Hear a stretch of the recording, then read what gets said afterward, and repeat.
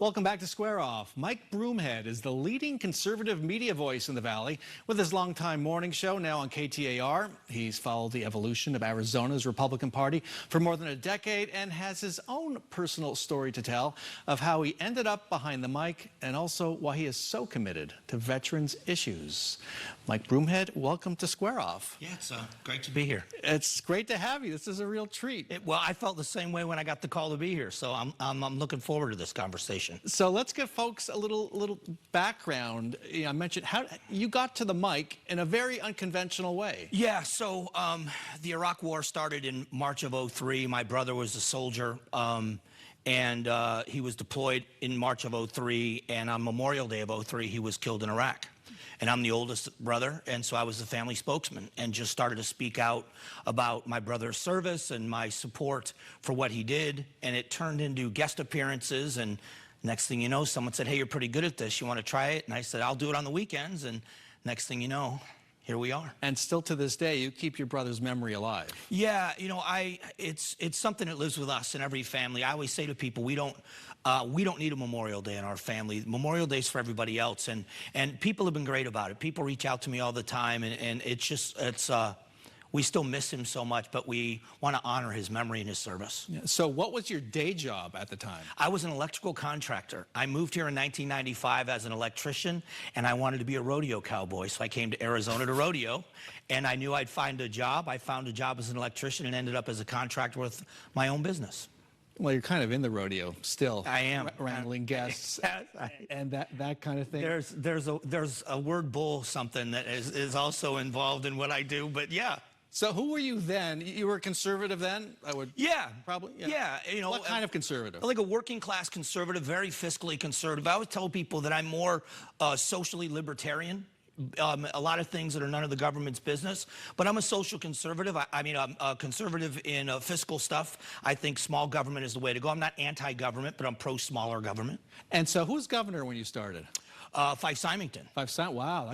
That's when I first got involved in things.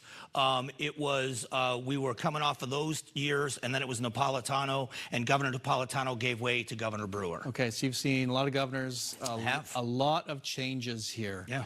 How comfortable do you feel right now in the Republican Party as a conservative? I don't feel out of place because the voices that are the ones out there that are loudest, I don't owe them anything. I mean, I've been there for 20 years, and I'll put my record up against anybody. So when the name calling starts or somebody disagrees when I spoke out so much against the way the audit was done in Arizona, I didn't mind the voices because I kept it civil with them if they get nasty toward me, but I'm not running for office. So the Republican Party, I would rather speak to Republican voters. And that leads to my next question. What do you see your job as when you're behind the mic and interviewing people?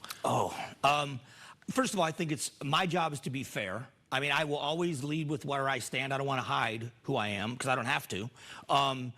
But I want to make sure I give somebody a chance to talk. I like dissenting voices. I like when people come on and have a civil debate that when we disagree, I think those are the most fun conversations. So I want people to know I'll be fair, but I also want to make sure I get information out there that's valuable to people locally. I love being local. You mentioned the audit. Yeah. And an audit that ultimately went nowhere and cost taxpayers millions of dollars in the process. That has become part of the Democratic really platform here, which is denial of election results without any evidence. How do you handle that on your show? Is that something you will discuss, bring people on? How does that play out? During the whole thing, you know, I maintained a good relationship with the Senate president, even though I disagreed with her. She'd come on and talk about it. I wasn't against an audit anytime of a government agency. I didn't like how it was partisan. I didn't like how one-sided it was. They obviously hired a company that wasn't qualified. So I just said what I thought honestly is that if we're going to do something like that, we should do it the right way so it's transparent and something people can believe in. But now you have Donald Trump as the leader, as really the party. Is this the Trump party now?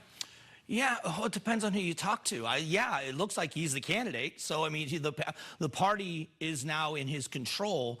But there are a lot of people out there that are not. You look at the independent voters that are out there, and there's a lot of people in the Republican Party that are not going to just vote down ticket Or in other cases, they may vote for a lot of other Republicans and not vote at the top of the ticket. How comfortable are you with Trump, given the January 6th insurrection, the repeated falsehoods, leading the party?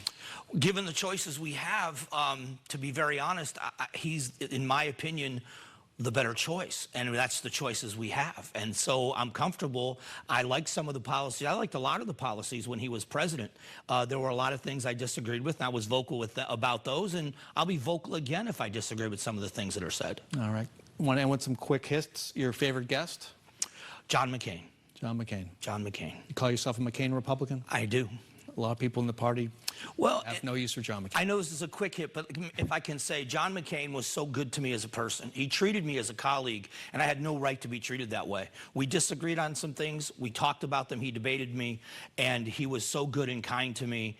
And I will never back down from my friendship with somebody because other people say it was a wrong friendship. He was by far my favorite guest. The story your audience is most interested in right now?